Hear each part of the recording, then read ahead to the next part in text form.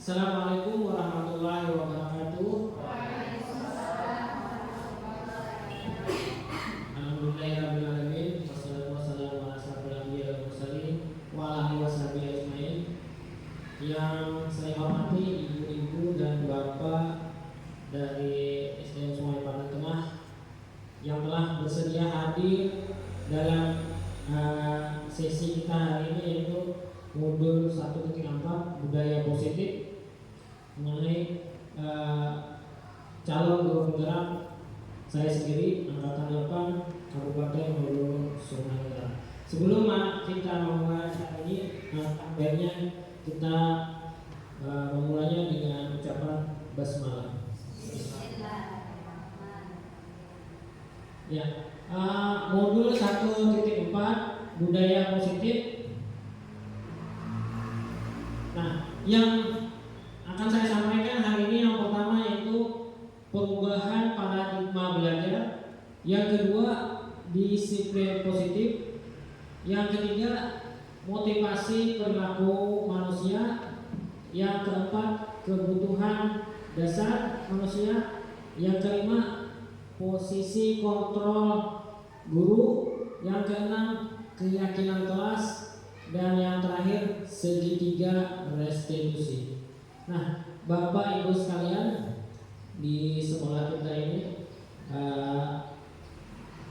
telah menerima tahun ajaran baru, tahun ajaran 2023 dan 2024. Nah, kita mungkin melihat ada beberapa macam murid kita, kemudian beberapa kelakuan dari mereka. Nah, yang pertama hari ini kita pelajari adalah perubahan paradigma belajar.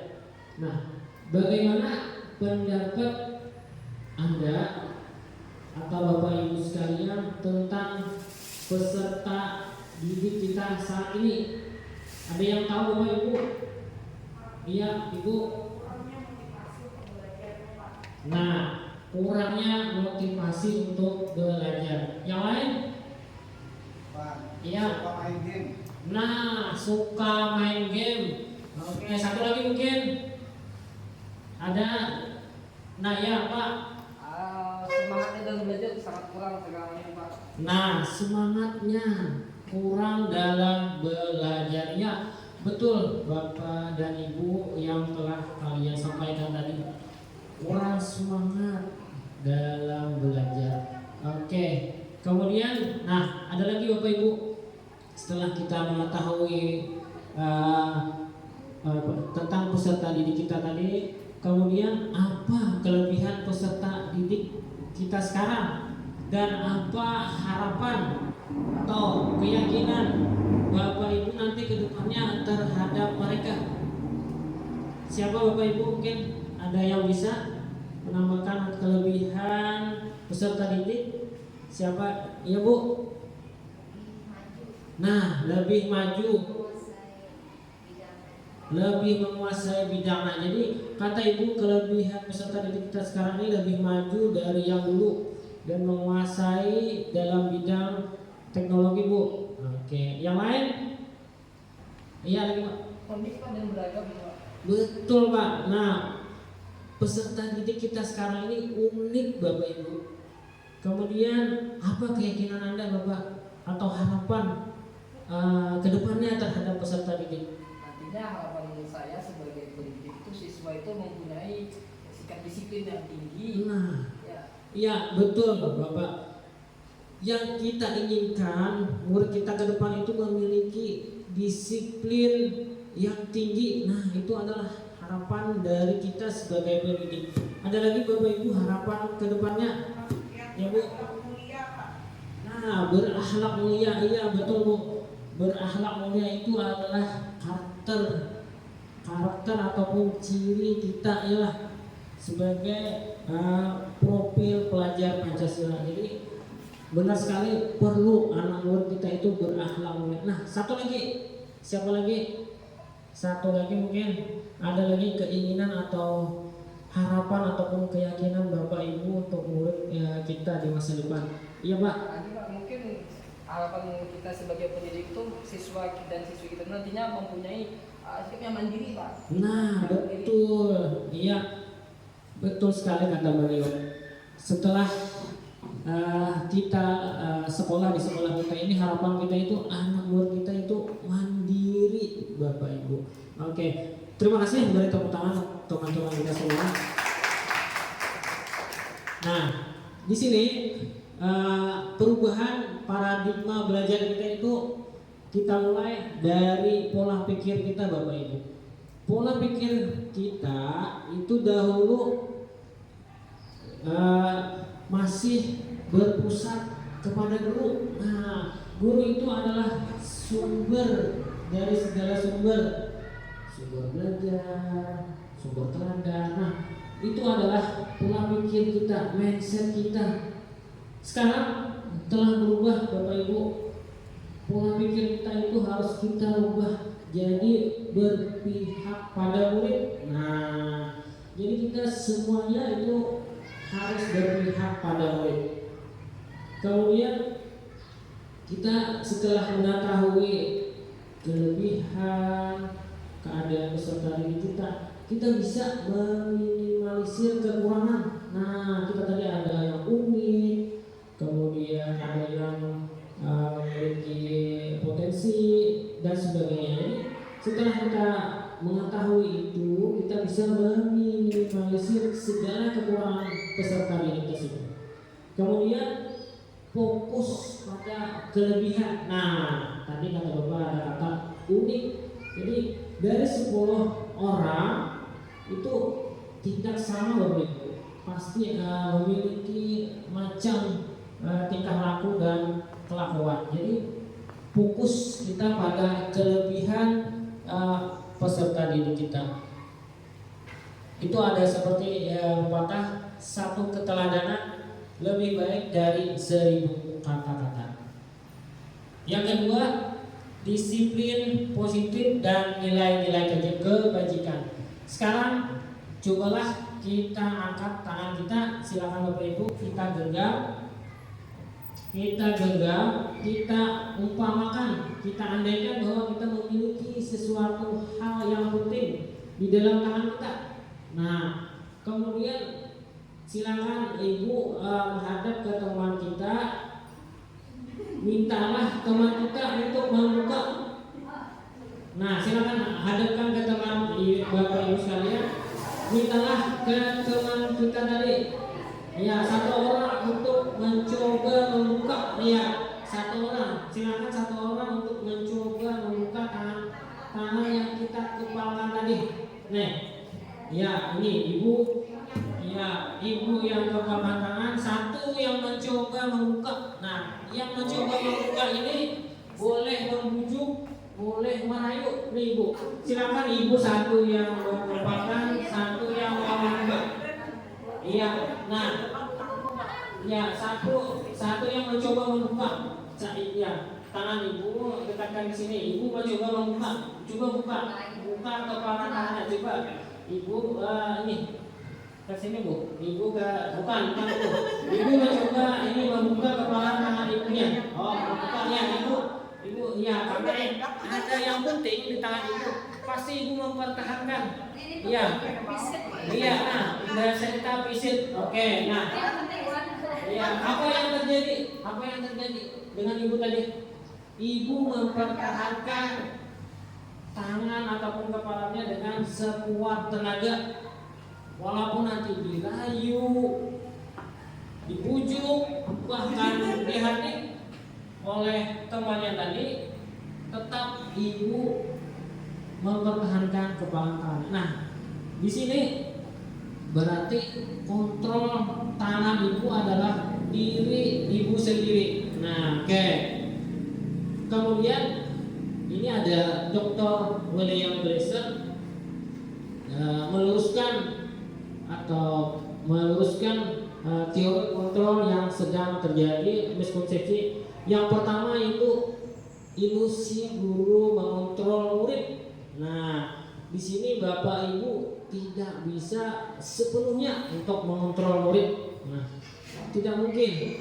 Anak itu sebenarnya hanya perlu diberikan dorongan. Nah, Kemudian yang kedua, ilusi bahwa semua penguatan ataupun penguatan positif efektif dan bermanfaat. Di sini Bapak Ibu, tidak semua penguatan itu bermanfaat. Nanti mungkin anak-anak itu akan ketergantungan. Jadi jangan terlalu memberikan penguatan positif. Kemudian yang ketiga, ilusi bahwa kritik dan membuat orang merasa bersalah dapat menguatkan karakter. Jadi tidak semua itu bisa kita kritik Bapak Ibu. Bila kita mau mengkritik, alangkah baiknya kita mengkritik dengan sifat yang membangun. Nah, kemudian yang keempat, ilusi bahwa orang dewasa memiliki hak untuk memaksa. Ini miskonsepsi atau kesalahpahaman yang sangat sering kita lakukan, bahwa sebenarnya hak itu adalah setiap manusia itu memiliki hak. Jadi tidak hanya orang dewasa Bapak Ibu. Kemudian ini ada stimulus respon dan teori kontrol. Ini ada dua perbedaan.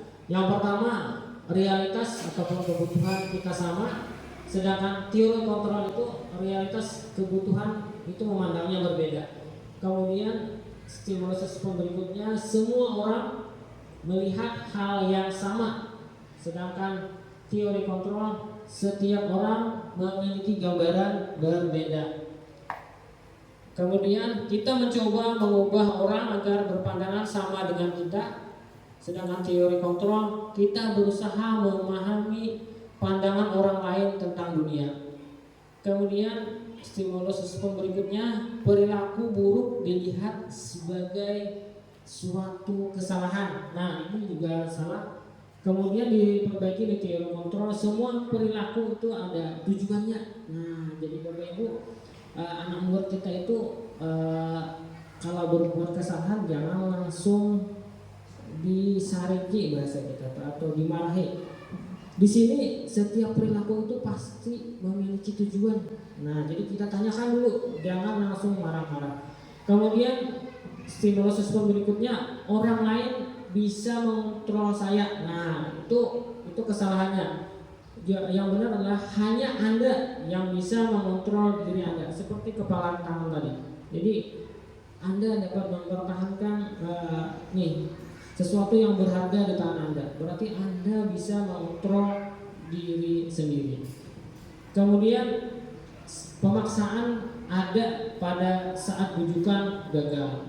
Teori kontrolnya kolaborasi dan konsensus menciptakan pilihan-pilihan baru. Yang terakhir, model berpikir menang atau kalah. Nah, sekarang itu adalah model berpikir menang-menang Bapak Ibu.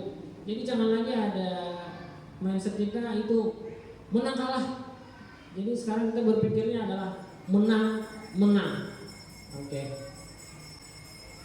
Selanjutnya, makna kata disiplin. Bapak pendidikan kita, Ki Hajar Dewantara, menyatakan bahwa di mana ada kemerdekaan, disitulah harus ada pilihan yang kuat. Sungguh pun disiplin itu bersifat self-disiplin, yaitu kita sendiri yang mewajibkan kita dengan sekeras-kerasnya. Tetapi itu sama saja, sebab jikalau kita tidak cakap melakukan self-disiplin, wajiblah penguasa lain mendisiplinkan diri kita. Dan peraturan demikian itulah harus ada di dalam suasana yang merdeka.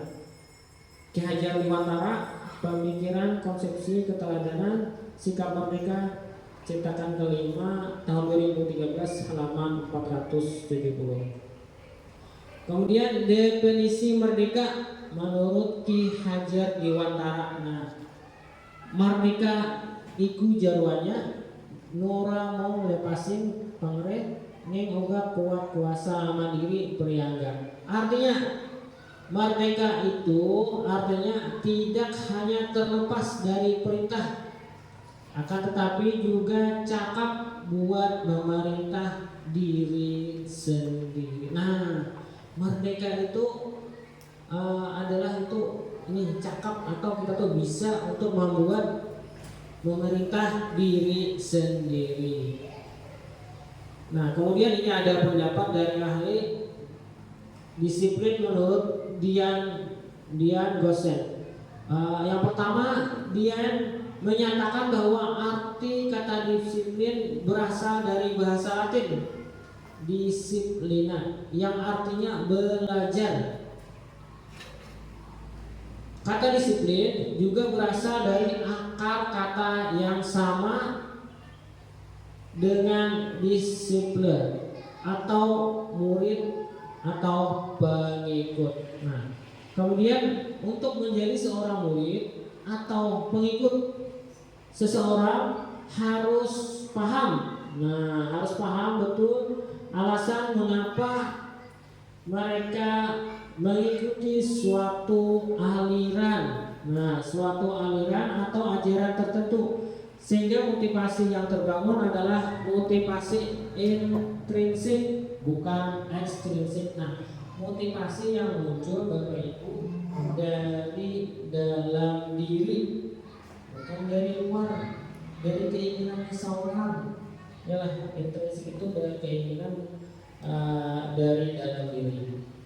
Kemudian tujuan disiplin positif ini adalah yang pertama menanamkan motivasi untuk menjadi orang yang mereka inginkan. Nah, anak murid kita itu pasti punya cita-cita Bapak Ibu. Jadi mereka punya keinginan, ada yang ingin jadi dokter, ada yang ingin jadi polisi. Jadi kita ini tugasnya adalah menanamkan motivasi. Nah, sehingga mereka menjadi apa yang mereka inginkan. Nah, dan menghargai diri sendiri dengan nilai-nilai yang mereka percayai. Akan tetap berperilaku baik dan berlandaskan nilai-nilai kebajikan, karena mereka ingin menjadi orang yang menjunjung tinggi nilai yang mereka hargai untuk mencapai tujuan mulia. Nah, sekarang ini ada namanya nilai kebajikan universal. Nah, berarti dari dunia.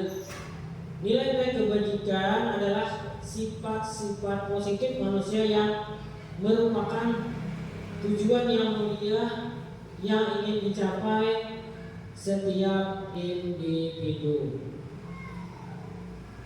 Dr. William Glasser pada teori kontrol tahun 1984 menyatakan bahwa setiap perbuatan memiliki suatu tujuan. Nah, ini setiap perbuatan anak itu pasti ada tujuannya.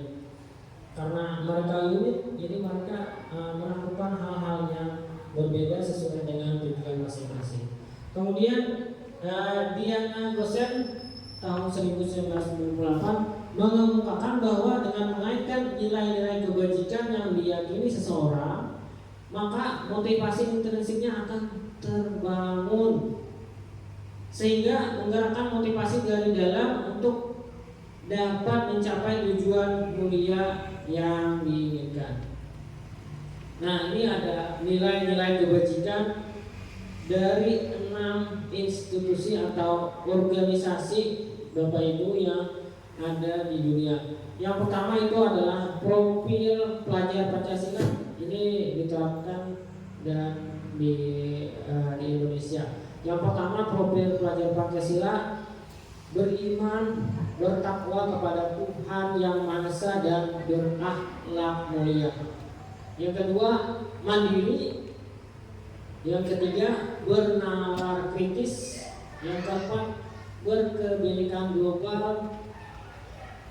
Yang kelima, bergotong royong. Dan keenam, kreatif. Nah, itu adalah profil pelajar Pancasila. Kemudian selanjutnya dari institut atau organisasi EBO, mereka menyatakan nilai-nilai kebajikan yang mereka buat: toleransi, rasa hormat, integritas, mandiri, menghargai, antusias, empati, keingintahuan, kreativitas, kerjasama, percaya diri, dan komitmen. Oke. Kemudian ada lagi dari Institut 9 pilar karakter dari IHF. Yang pertama itu cinta Tuhan dan segenap ciptaannya. Yang kedua, kemandirian dan tanggung jawab kejujuran. Yang ketiga, hormat dan sopan santun. Yang keempat, dermawan. Yang kelima, percaya diri, kreatif, dan pekerja keras. Keenam, kepemimpinan dan keadilan. Ketujuh, baik dan rendah hati. Yang kedelapan, toleransi, kedamaian, dan kesatuan. Nah, yang keempat itu dari institut atau organisasi Lifelong Guidance and Life Skill. Nah, mereka membuat nilai-nilai kebajikan. Yang pertama tentang keterampilan hidup. Nah, yang pertama dapat dipercaya, lurus hati. Nah, lurus hati, pendengar yang aktif, tidak merendahkan orang lain, memberikan yang terbaik dari diri. Nah, petunjuk hidupnya itu ada peduli, penalaran, bekerja sama, keberanian, keingintahuan, usaha, keluasan, berorganisasi, kesabaran, keteguhan hati, kehormatan, memiliki rasa humor, berinisiatif, integritas, pemecahan masalah, sumber pengetahuan, tanggung jawab, dan persahabatan. Nah, yang kelima dari Wedding Moral Intelligence, Michael Borba, The 7 Essential Virtue. Yang pertama suara hati. Nah, suara hati. Yang kedua kontrol diri. Yang ketiga rasa hormat. Yang keempat kebaikan. Yang kelima toleransi. Yang keenam keadilan, dan ketujuh empati. Nah, yang keenam the virtue project atau proyek nilai-nilai kebajikan itu ada peduli,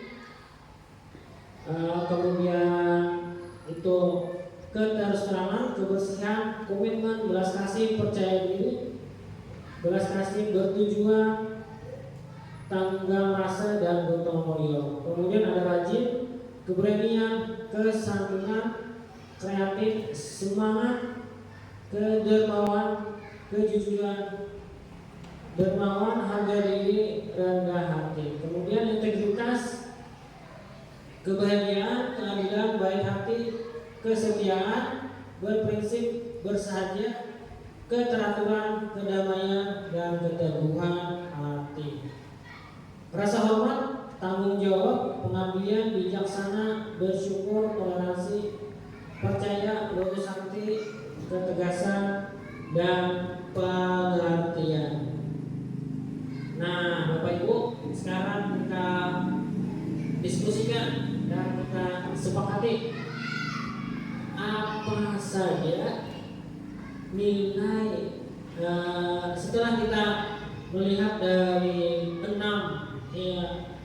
organisasi yang telah membuat nilai-nilai kebajikan. Sekarang kita kembali ke sekolah. Apa saja nilai-nilai kebajikan di sekolah kita selama ini, Bapak Ibu? Nah, kita sudah bisa membayangkan nilai-nilai kebajikan yang ada di sekolah kita selama ini, Bapak Ibu. Ada yang bisa menyebutkan nilai-nilai kebajikan di sekolah kita selama ini? Silakan. Ada yang bisa?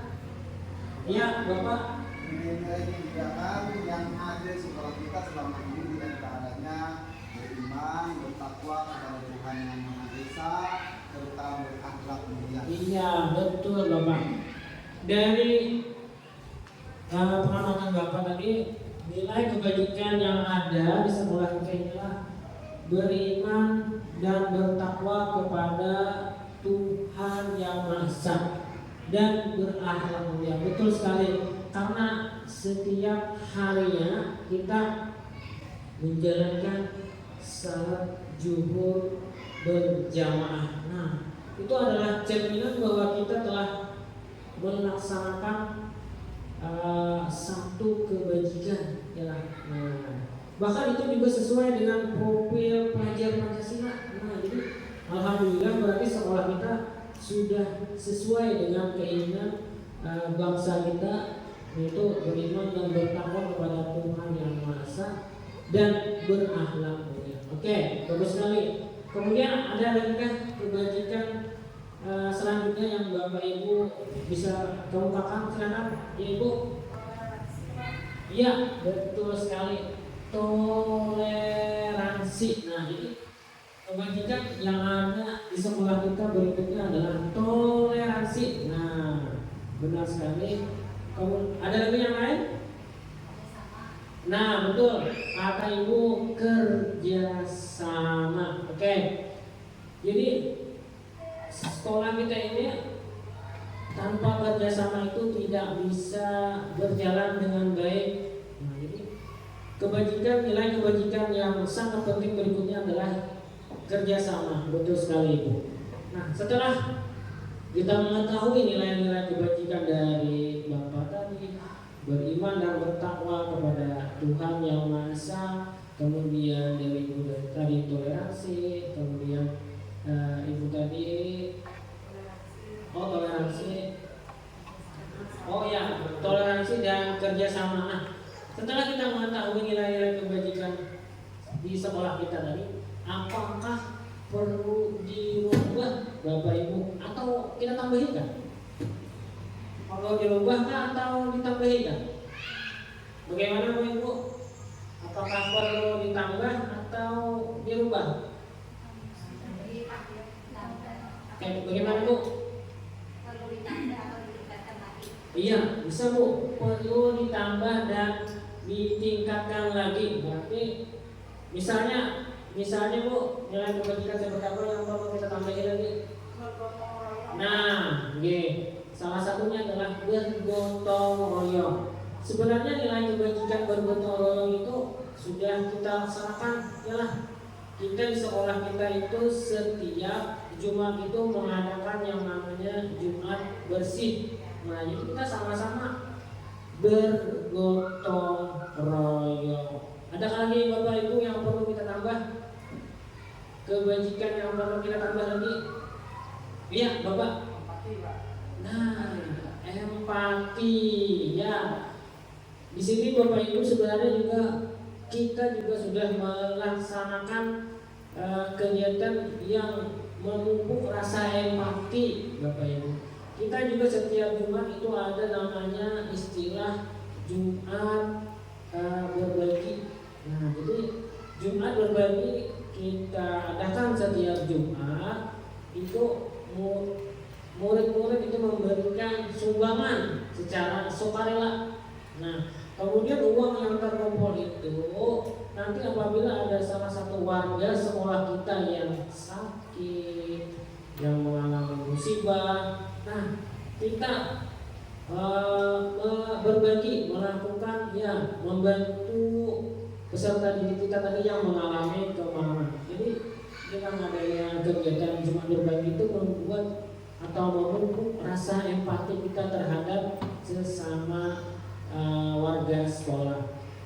Kemudian, nah, yang ketiga yaitu motivasi perilaku manusia. Teori motivasi perilaku manusia di sini disampaikan oleh Diane Gosen dalam bukunya Restructuring School Discipline, menyatakan ada 3 Bapak Ibu motivasi perilaku manusia. Yang pertama yaitu untuk menghindari ketidaknyamanan atau hukuman. Nah, biasanya di sini kita bertanya pada diri sendiri, apa yang akan terjadi apabila saya tidak melakukannya? Nah, ini motivasi ini yang pertama, motivasi perilaku, menghindari hukuman. Biasanya menghindari hukuman lah. Biasanya anak-anak itu supaya jangan dihukum bapak, supaya jangan dihukum ibu. Jadi mereka melakukan sesuatu itu untuk menghindari hukuman. Yang kedua, untuk mendapatkan imbalan. Nah, dari orang lain atau institusi. Di sini biasanya apa yang akan saya dapatkan apabila saya melakukannya. Ini biasanya dari orang lain. Biasanya kita kalau anak murid kita memberi iming-imingannya lah. Atau orang tua bisa juga, ada orang tua pernah cerita mereka memotivasi anak dengan kata-kata, nanti nak kalau kamu peringkat 1 nanti bapak berikan sepeda. Nah itu adalah motivasi untuk mendapatkan imbalan dari orang lain. Jadi si anak setelah mendapatkan dorongan dari orang lain, perilakunya berubah.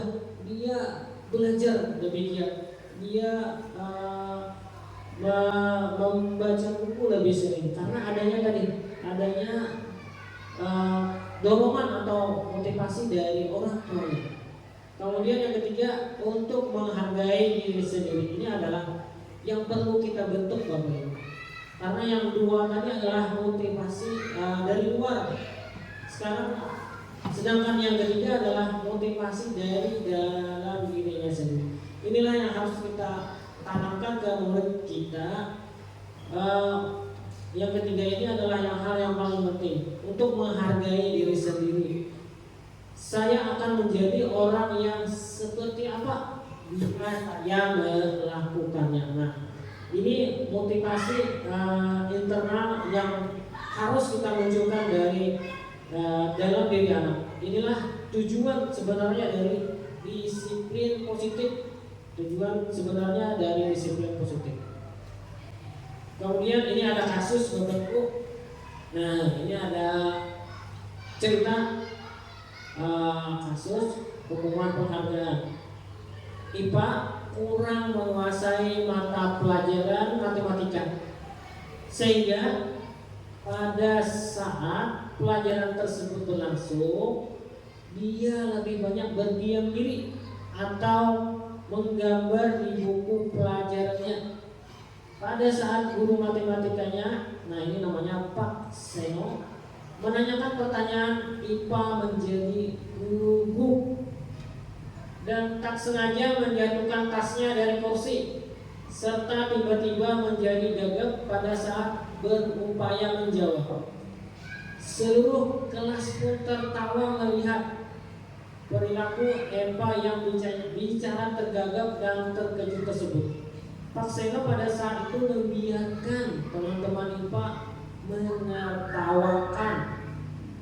menertawakan IPA yang tergagap dan malu luar biasa, dan malahan minta IPA untuk maju ke depan. Nah, dan berdiri di depan kelas sambil menunjuk hidungnya. Karena tidak bisa menjawab pertanyaan Pak Seno, kelas pun makin gaduh, makin ribut, dan anak-anak pun tertawa melihat di depan kelas memegang ujung hidung. Nah, ini ada cerita dari Eva dengan gurunya Pak Seno.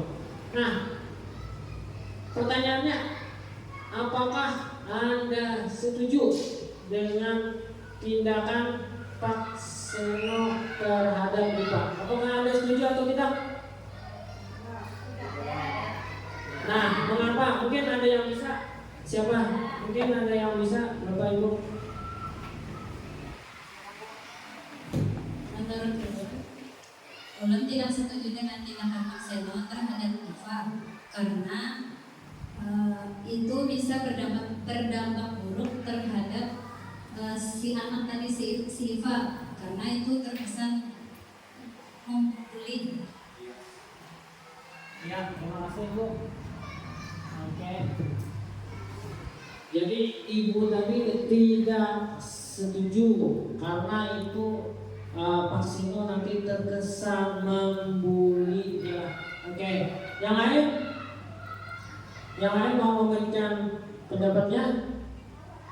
Silakan, ada lagi yang mau memberikan pendapatnya? Apakah Anda setuju dengan tindakan Pak Seno terhadap IPA? Setuju atau tidak, Bapak Ibu? Ya, semuanya kita tidak setuju. Dan sesuai kata Ibu tadi, karena vaksin itu nantinya terkesan membuli. Nah, karena perbuatan membuli itu tidak baik untuk mental anak kita, Bapak. Kemudian menurut Anda, tindakan Pak Seno terhadap IPA adalah sebuah hukuman atau konsekuensi? Mengapa? Menurut Anda, tindakan Pak Seno terhadap IPA adalah sebuah hukuman atau konsekuensi? Mengapa? Ada yang bisa untuk mengungkapkan pendapatnya, Bapak Ibu? Oke, silakan Pak Ahmad Subairi. Terima kasih atas kesempatannya. Menurut saya tindakan Pak Seno terhadap IPA adalah sebuah hukuman karena perilaku Pak Seno dilakukan secara mendadak saat itu juga dan langsung menunjuk pada siswanya atau IPA. Itu Pak.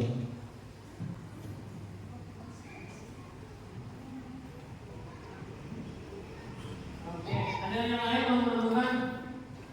Ada yang lain?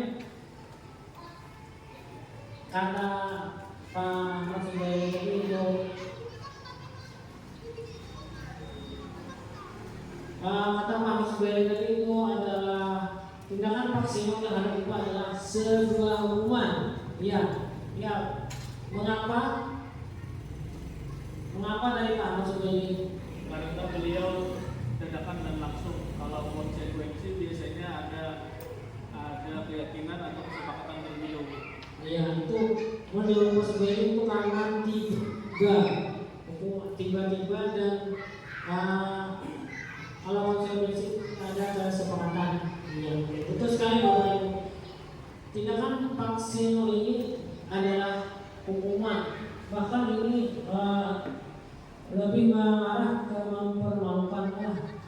Kalau kita melihat di sini tidak sepantasnya Pak Seno melakukan hal yang demikian, karena guru itu kita tidak boleh melakukan bullying ataupun seperti yang dilakukan oleh Pak Seno. Oke, beri tepuk tangan untuk teman-teman kita semua. Nah, yang keempat yaitu kebutuhan dasar manusia dan dunia berkualitas. 5 kebutuhan dasar manusia menurut Dr.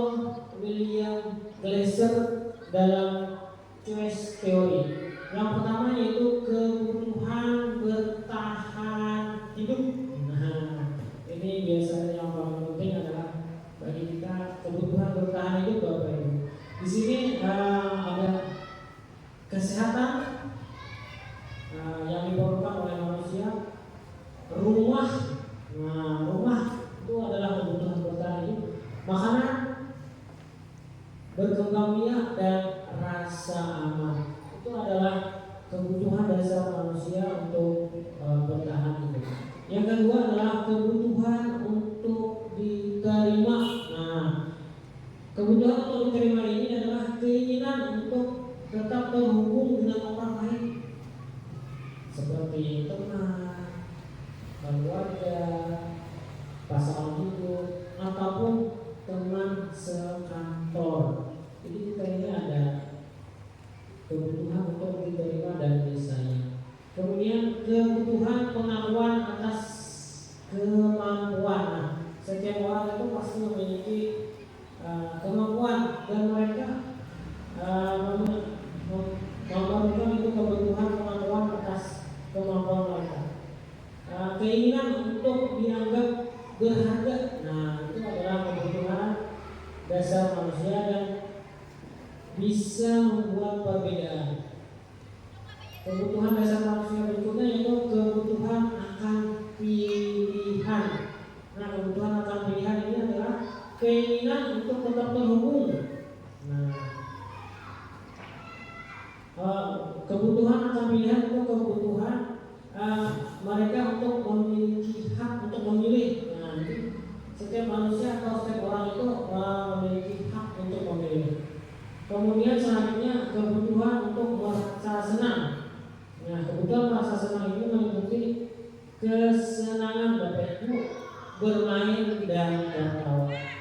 Jadi itu adalah 5 kebutuhan dasar manusia yang ada di dalam kehidupan. Nah, sekarang dunia berkualitas. Dunia berkualitas adalah tempat khusus dalam pikiran Anda, ini dalam pikiran kita. Tempat Anda menemukan gambaran representasi dari semua yang Anda inginkan.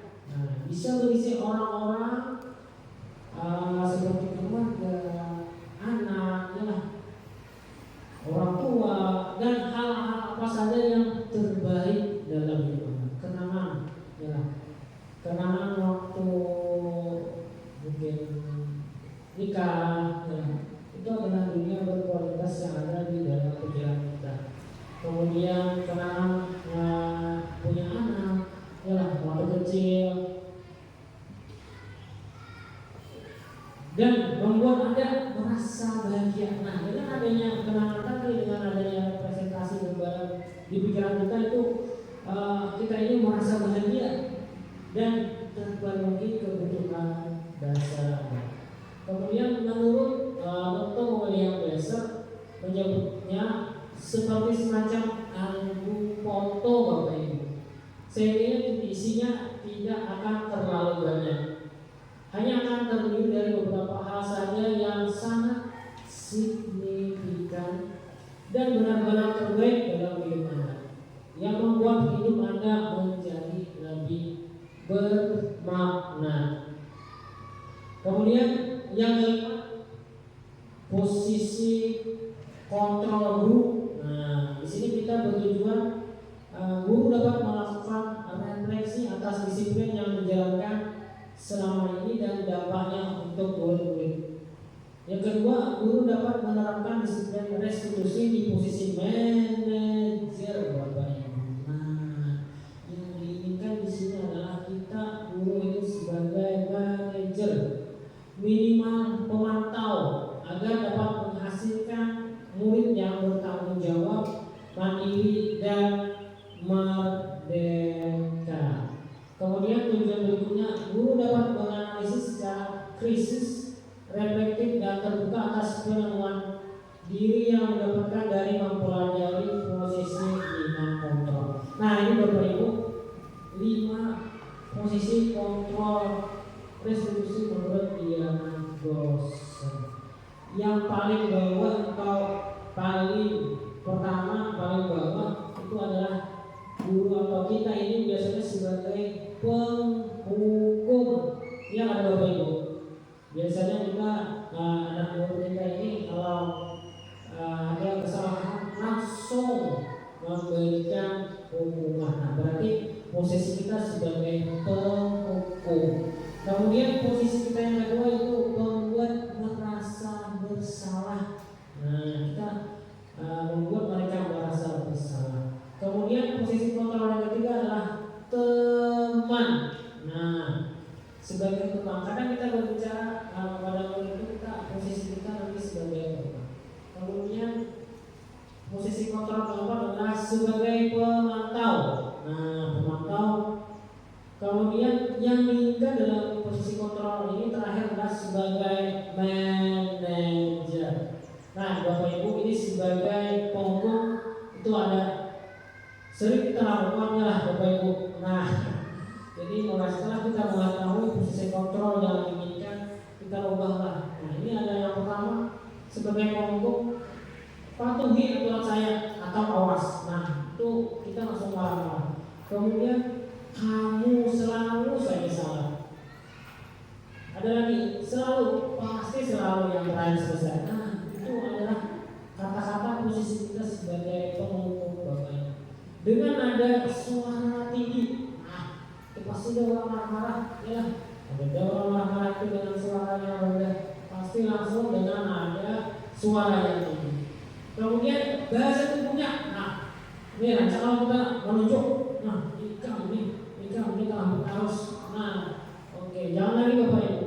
Kadang mata juga ini, mata lewat mata bawah, ya, ini saking marahnya. Kadang juga wajah kita merah, iya, itu sudah apa itu bahasa agamanya masukan setan, nah, Jadi dengan jari menunjuk dan mata yang melonjak. Nah, kemudian posisi kita kontrol kedua itu membuat rasa bersalah. Ini sudah posisi kedua Bapak Ibu. Kita bersuara dengan lembut, ya, kita bersuara dengan lembut. Bapak atau Ibu kecewa dengan perbuatan kami, kita Bapak menginginkan, nah dia merasa ada salah, Bapak kecewa. Nah jadi dengan kita berbicara itu, oh ada nanti di balik pemikiran dia merasa masih gagal, ya, itu membuat rasa bersalah. Misalnya lagi, kalau orang tua kalian tahu perbuatan seperti ini, apa mereka tidak mau? Nah, lanjutnya jangan sampai melakukan. Ini Bu, ini Pak, insya Allah berubah, insya Allah ada terlalu lagi datang sekolah. Dengan suara yang lembut, dengan rendah diri kita berbicara dengan nyaman kepada Dia. Kemudian sebagai teman, nah ini posisi yang ketiga. Pada posisi kontrol teman ini, tindakan yang diambil guru bersifat persuasif atau itu mengajak, membebani dengan berkata, ayo bantulah demi ibu ya, ayolah nak demi bapak. Nah jadi di sini kita seolah-olah posisi kita sama dengan murid. Jadi sama posisi kita dengan murid tadi, yaitu sebagai penerima. Kemudian sebagai pemantau. Nah, pada posisi ini dapat diartikan kalau guru sebagai pengawas. Nah, pemantau ini melihat saja ataupun pengawas. Guru bertanggung jawab terhadap perilaku siswa yang diawasinya, yang berpedoman pada peraturan dan konsekuensi yang ada di sekolah. Misal Bapak Ibu, ada murid kita terlambat, ya. Nah, jadi kita tanya, oh Najwa terlambat. Jadi bangun si terlambat karena bangun kesiangan Pak. Nah, kita kan sudah membuat kesepakatan atau ada aturan kelas, ada aturan atau tertib di sekolah yang tidak membolehkan datang terlambat. Nah, jadi karena Najwa terlambat tadi berarti Najwa melanggar peraturan. Nah, karena sesuai dengan peraturan berarti Najwa nanti mengambil sampah, ya. Nanti Najwa mengambil sampah di depan kelas. Bapak lihat dari sini ya. Nah, karena Bapak dari melihat, Bapak lihat dari sini itu posisi guru itu sebagai pemantau, ya, sebagai pemantau. Jadi, nah yang terakhir itu sebagai manajer. Nah ini tujuan dari posisi kontrol kita. Pada posisi kita sebagai guru tentunya memposisikan diri dengan baik pada setiap permasalahan yang dihadapi dalam penegakan disiplin ataupun penumbuhan karakter terhadap siswa. Nah, jadi Bapak Ibu yang selama ini kita sebagai penghukum, sebagai teman, ataupun sebagai pemantau, kita perlahan kita tingkatkan sedikit demi sedikit posisi kita atau posisi kontrol kita sebagai guru. Yang dari awalnya itu sebagai penghukum kita tingkatkan, walaupun sedikit kita tingkatkan nanti sebagai teman. Kalau bisa itu kita tingkatkan nanti sampai ke posisi manajer Bapak Ibu sekalian. Nah, sekarang ini yang keenam itu keyakinan kelas. Nah, keyakinan kelas. Keyakinan kelas yang pertama bersifat lebih abstrak dari peraturan, yang lebih rinci dan konkret. Ini Bapak Ibu kesepakatan kelas ataupun keyakinan kelas ini hendaknya kita buat sesuai dengan yang ada sekarang, itu awal tahun pembelajaran. kesepakatan kelas ataupun keyakinan kelas itu berbeda Bapak Ibu dari peraturan kelas ataupun tata tertib di sekolah. Kalau keyakinan kelas itu berupa pernyataan universal, kemudian senantiasa dibuat dalam bentuk positif. Keyakinan kelas itu dibuat oleh semua peserta didik. Sedangkan peraturan sekolah ini dibuat oleh sekolah. Jadi berbeda Bapak Ibu antara peraturan sekolah dan keyakinan kelas. Kemudian keyakinan kelas tersebut karena dibuat oleh semua peserta didik, mereka nantinya merasa terlibat, merasa ikut, merasa memiliki andil dalam membuat peraturan. Misalnya mereka menginginkan kelas itu bersih. Nah, jadi nanti kita buat keyakinan kelasnya menjaga kebersihan kelas. Nah, dengan adanya kesepakatan kelas yang mereka sepakati dan mereka tanda tangani, itu akan membuat dorongan dari dalam diri untuk melaksanakan keyakinan kelas tersebut. Nah, mereka akan menjaga kebersihan kelas. Kemudian mungkin keyakinan kelas berikutnya, keinginan mereka hadir tepat waktu. Nah, insya Allah kalau mereka membuat kesepakatan, jadi kelas kita itu tidak akan ada nanti datang yang terlambat, karena mereka dengan sadar, dengan keinginan sendiri membuat kesepakatan untuk datang tidak terlambat. Nah, kemudian keyakinan kelas hendaknya tidak terlalu banyak. Nah, dari ratusan sampai 20 4, 5, 6 coba, sehingga mudah diingat dan dipahami oleh semua warga kelas. Sebaiknya sesuatu yang dapat diterapkan di lingkungan tersebut. Semua warga kelas hendaknya ikut berkontribusi. Nah, dalam pembuatan keyakinan kelas lewat kegiatan curah pendapat.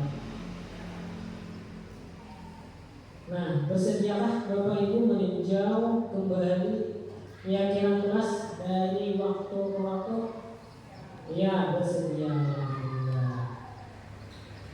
Nah, di sini ada prosedur pembentukan keyakinan kelas. Yang pertama, mempersilakan warga sekolah atau murid sekolah untuk bercurah pendapat tentang peraturan yang perlu disepakati di sekolah ataupun kelas. Yang kedua, mencatat semua masukan-masukan para murid atau warga sekolah di papan tulis atau di kertas besar ataupun di karton, di mana semua anggota atau warga sekolah bisa melihat curah pendapat tersebut. Yang ketiga, susunlah keyakinan kelas sesuai prosedur pembentukan keyakinan kelas. Gantilah kalimat-kalimat dalam bentuk negatif menjadi positif. Ini misalnya ada kalimat negatif, jangan berlari di kelas, atau kita ubah berjalanlah di kelas atau koridor. Kalimat negatif kita ubah menjadi kalimat positif. Yang keempat, tinjau kembali daftar curah pendapat yang sudah dicatat. Yang kelima, tinjau ulang keyakinan kelas atau secara bersama-sama. Nah, sebaiknya keyakinan kelas tidak terlalu banyak.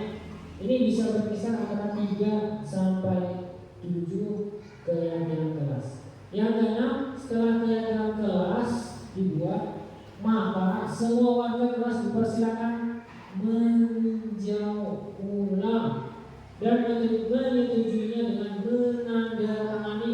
Bapak Ibu, menandatangani keyakinan kelas tersebut termasuk guru. Nah, jadi setelah mereka menandatangani, kemudian kita juga guru itu harus menandatangani sebagai dukungan memperkuat kesepakatan kelas kita. Oke, yang ketujuh, keyakinan kelas selanjutnya bisa dilekatkan di dinding. Nah, atau di dinding kelas di tempat yang mudah dilihat semua warga kelas. Oke.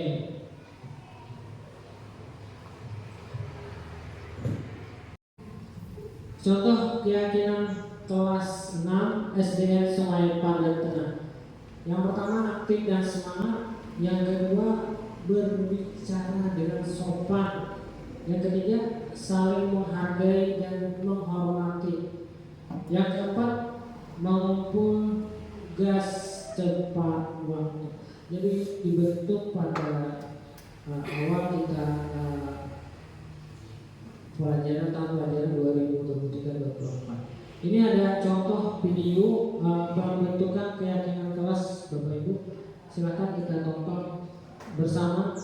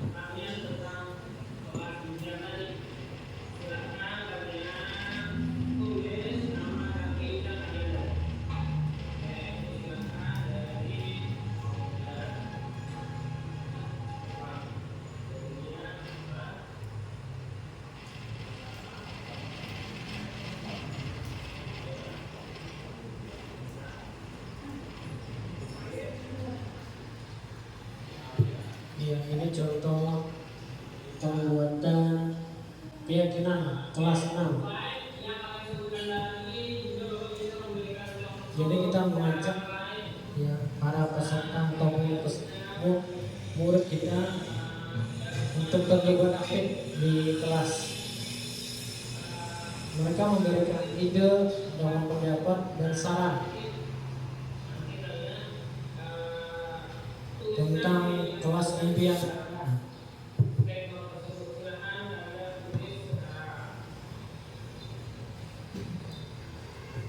kita ataupun siswa kita itu menuliskan catatan di sticky note, mereka mengungkapkan pikiran, mereka mengungkapkan pendapat masing-masing. Jadi kita sebagai guru nanti akan membuat suatu kalimat dari keinginan murid-murid tersebut. Kalau ada nanti kata-kata yang negatif, kita buat menjadi positif.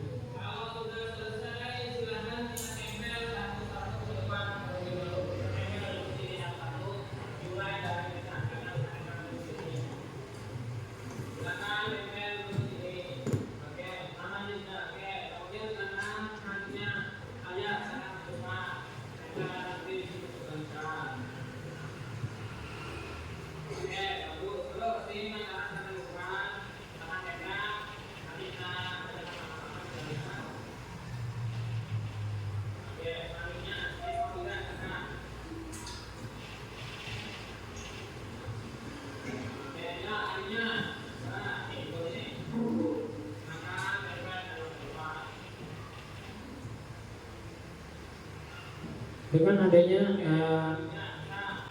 keinginan pribadi ataupun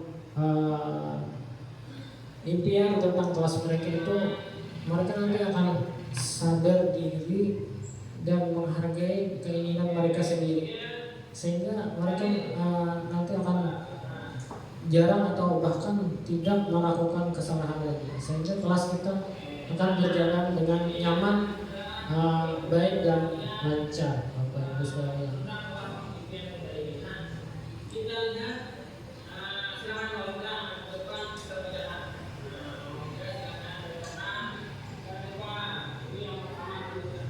Kita lakukan interaktif dengan murid kita agar mereka merasa ikut berpartisipasi dalam pembuatan kegiatan kelas tersebut.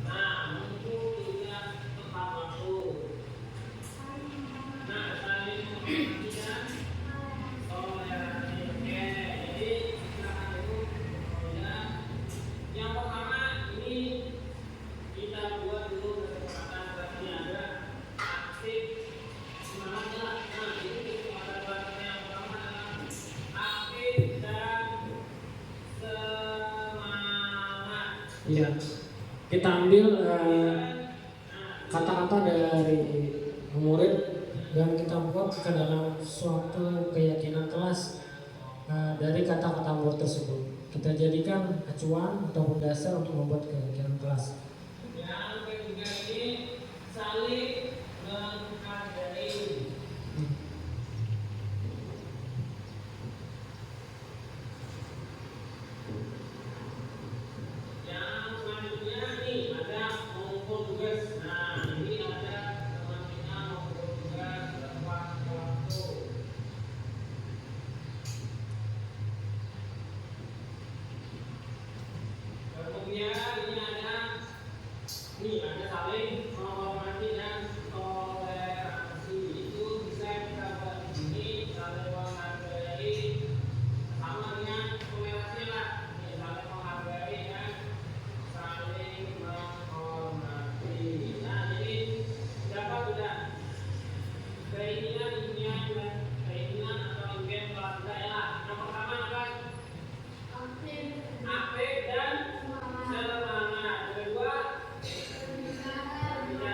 Setelah kita mendapatkan kata-kata atau ide dari itu, kita simpulkan kata-kata tersebut menjadi keyakinan kelas. Kemudian kita jadikan atau kita tulis dalam sebuah karton yang nantinya akan kita tempel di dinding Nah, di sini kita juga menguatkannya dengan anak-anak untuk memberikan tanda tangan.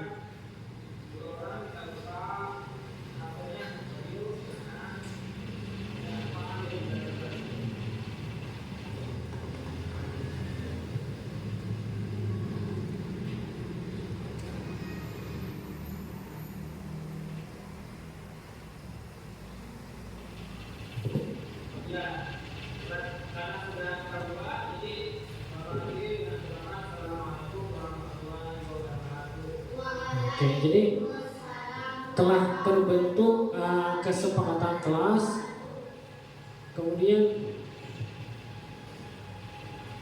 kita mintakan umpan balik dari anak-anak kita.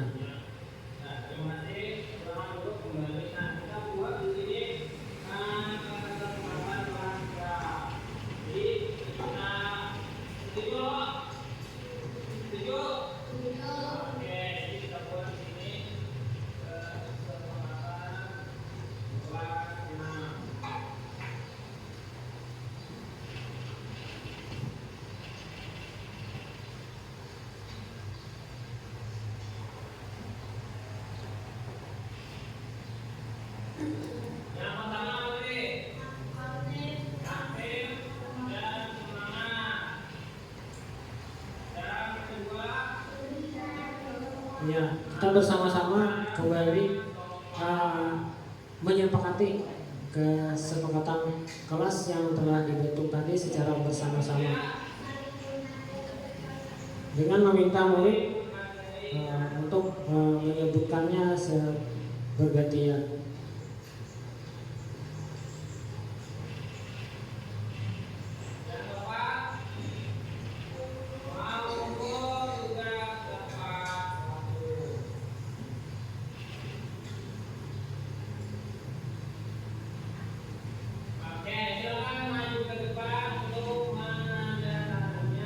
Jadi terakhir anak-anak diminta menandatangani setiap orang kesepakatan ataupun keyakinan kelas yang telah disetujui secara bersama-sama.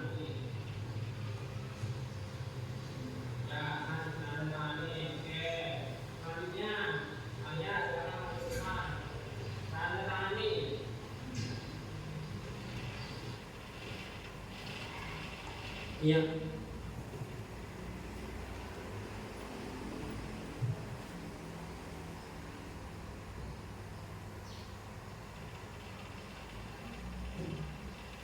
Setelah kita membuat kesepakatan kelas,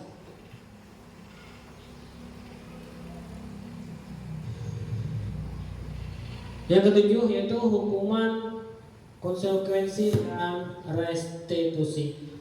Hukuman bersifat tidak terencana. Nah, itu tadi kita ada suatu peristiwa dari Pak Seno, ya, berarti benar kata Bapak Subaini tadi, itu adalah hukuman bersifat tidak terencana atau tiba-tiba, kemudian bersifat satu arah. Nah, itu biasanya kita sebagai guru itu langsung tuju ke murid, jadi bersifat satu arah.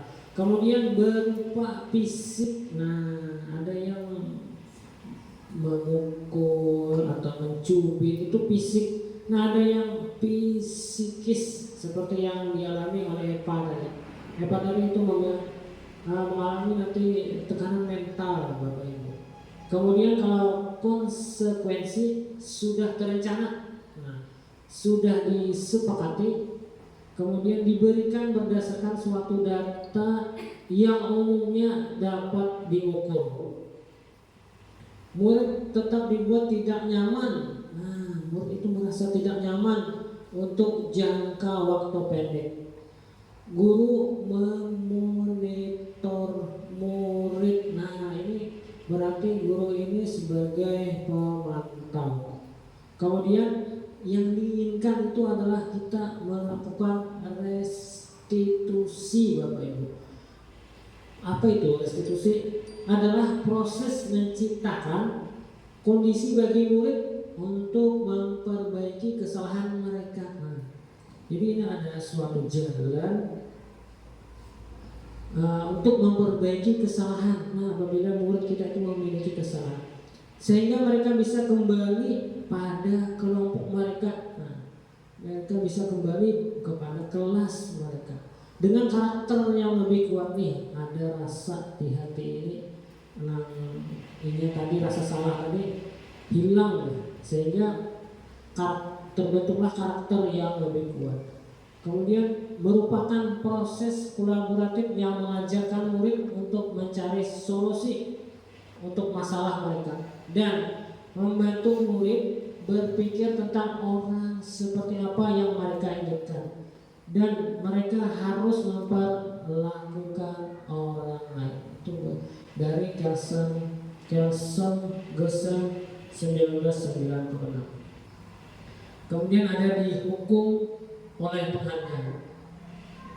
Menurut Al-Fikon, saat kita berulang kali menjanjikan hadiah kepada anak-anak agar berperilaku bertanggung jawab, atau kepada seorang murid agar mempelajari sesuatu yang baru, atau kepada seorang karyawan agar melakukan pekerjaan yang berkualitas. Nah, kita tuh sebenarnya sedang berasumsi mereka tidak melakukannya, atau mereka tidak akan memilih untuk melakukannya.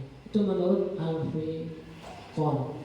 Kemudian Al-Fikon kembali, penghargaan maupun hukuman adalah cara-cara mengontrol perilaku seseorang yang menghancurkan potensi. Nah, jadi penghargaan itu menghancurkan potensi untuk pembelajaran yang sesungguhnya, Bapak Ibu.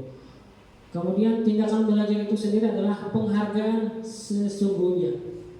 Tindakan memberi penghargaan nilainya sama dengan menghukum seseorang. Nah, jadi kadang Bapak Ibu memberi penghargaan itu sama dengan menghukum seseorang. Penghargaan itu sifatnya Bapak Ibu sekalian, yang pertama pengaruh jangka pendek dan jangka panjang. Penghargaan itu adalah menurunkan kualitas, Bapak Ibu sekalian.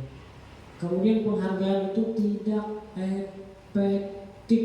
Nah, penghargaan itu mematikan kreativitas. Biasanya anak-anak kalau kita memberikan penghargaan, mereka senang, tapi mereka sampai di sana saja. Itu mematikan kreativitas murid. Kemudian penghargaan itu merusak hubungan. Nah, itu yang nomor 2, biasanya merasa kecewa. Yalah, jadi itu penghargaan kadang merusak hubungan. Kemudian penghargaan itu sifatnya menghukum. Kemudian penghargaan juga mengurangi ketepatan. Kemudian penghargaan adalah motivasi dari dalam diri. Tujuan segitiga restitusi. Yang pertama, guru mengetahui restitusi sebagai salah satu cara menanamkan disiplin positif pada murid sebagai bagian dari budaya positif di sekolah. Guru dapat menerapkan restitusi dalam membimbing murid berdisiplin positif agar menjadi murid merdeka. Yang ketiga, guru dapat menganalisis dengan sikap reflektif dan kritis penerapan disiplin positif di lingkungannya. Nah, ini yang kita kehendaki, Bapak Ibu.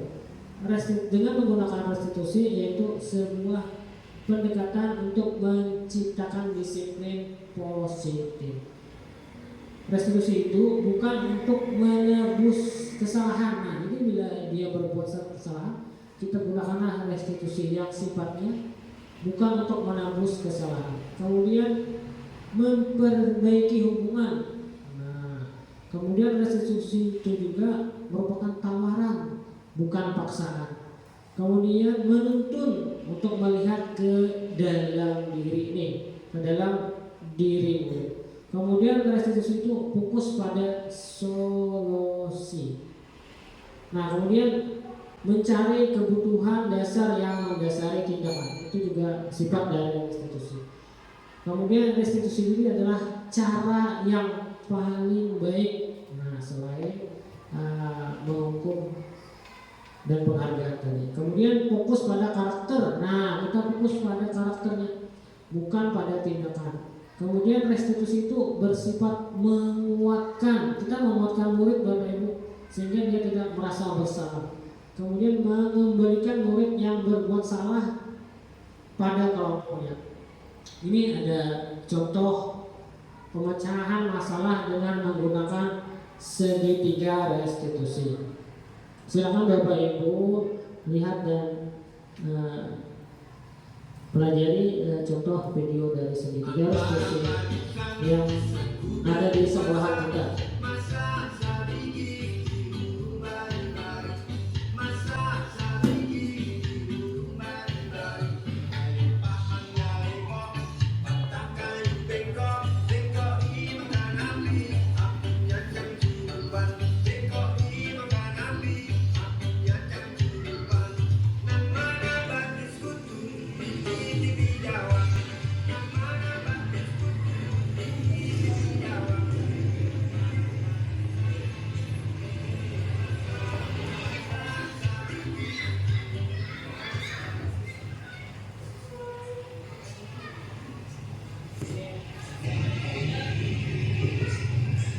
Ya, ini ada salah satu murid yang datang terlambat sekolah.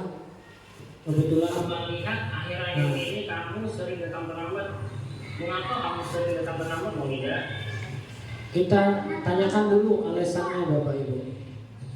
Menurut ingatan kamu, sudah berapa kali kamu terlambat ke sekolah, Maulida? Kita lakukan eksplorasi dulu ke dalam diri murid. Datang terlambat itu berbuat salah, Maulida. Baik, Maulida, berbuat salah itu manusiawi. Nah, setiap orang pasti pernah berbuat kesalahan. Yang terpenting kita menyadari akan kesalahan tersebut dan kita jadikan pelajaran serta berusaha untuk memperbaikinya. Nah, sekarang kita cari solusi dari masalah yang kita hadapi. Kalau tidak sering Ya, terlambat, ini ada validasi tindakan yang salah. Ini kita memvalidasi dari alasan kenapa Maulida sering terlambat. jadi kamu sering begadang karena nonton drama Korea. Kamu masih ingat keyakinan kelas yang sudah kita sepakati, Maulida? Kalau terlambat datang ke sekolah sesuai dengan keyakinan kelas atau tidak, Maulida?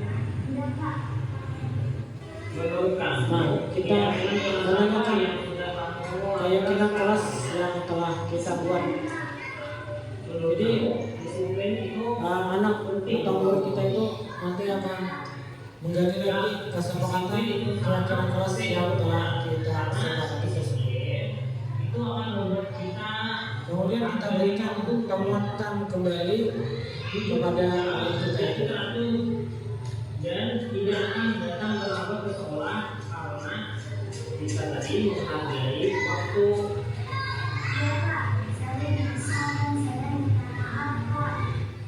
Menurut kamu, apa yang akan kamu lakukan agar kamu tidak datang terlambat ke sekolah? Nah, kemudian kita berikan tawaran agar dia dapat mengungkapkan Sekarang silakan solusi kamu kembali. dari masalah yang dia hadapi.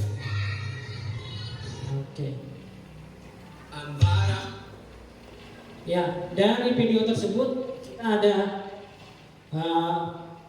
melakukan 3 hal Bapak Ibu. Sisi yang pertama kita menstabilkan identitas. Jadi kita stabilkan dulu identitas dari Maulida atau murid yang datang terlambat ke sekolah kita tadi. Kemudian yang kedua kita lakukan validasi tindakan yang salah. Nah, kita tanyakan lagi Maulida apakah sesuai dengan keyakinan kelas. Nah, kita validasi lagi tindakan yang salah tadi.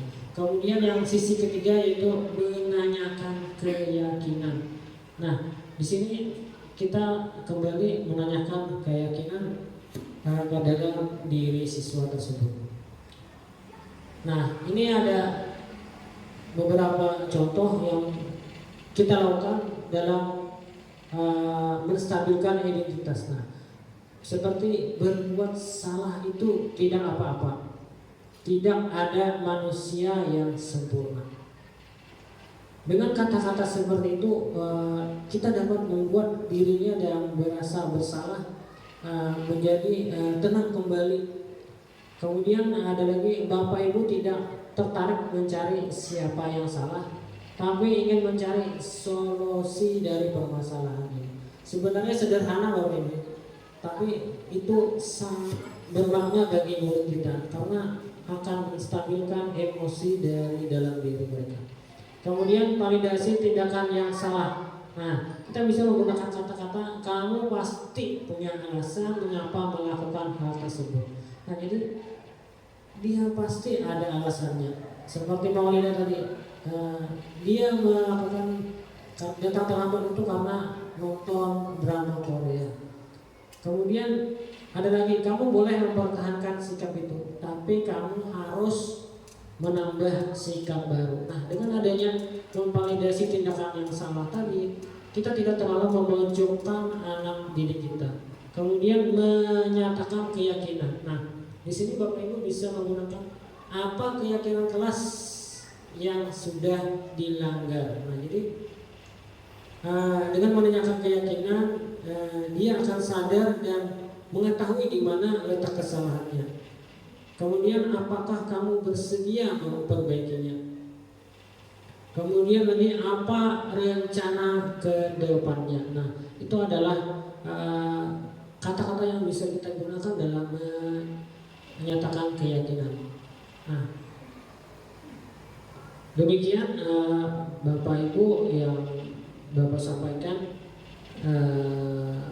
sebelum ulun akhiri atau saya akhiri. Mungkin ada tanggapan ataupun balik dari rekan-rekan sejawat kepada Ibu, saya persilakan. Ya, terima kasih. Assalamualaikum warahmatullahi wabarakatuh.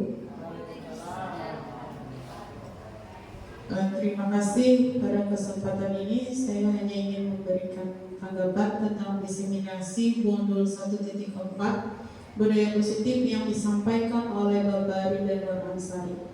Menurut saya poin-poin yang disampaikan itu bisa menjadi bahan pembelajaran bagi kita sebagai guru yang selama ini kita banyak salah kaprah, salah mengartikan segala tindakan-tindakan kita. Misalnya saja tadi masalah hukuman, kalau kita sebagai guru biasanya kita langsung memvonis anak itu bersalah. Ternyata kita bisa menyelesaikannya dengan segitiga restitusi, yang dimana intinya itu adalah untuk mencari solusi, bukan untuk mencari siapa yang salah, sehingga anak dapat memperbaiki kesalahan-kesalahan yang dibuatnya. Terima kasih. Assalamualaikum warahmatullahi wabarakatuh. Ya, bertepuk tangan buat Ibu. Demikianlah apa yang dapat saya sampaikan. Diseminasi modul 1.4 budaya positif di sekolah. Saya akhiri dengan ucapan wassalamualaikum warahmatullahi wabarakatuh.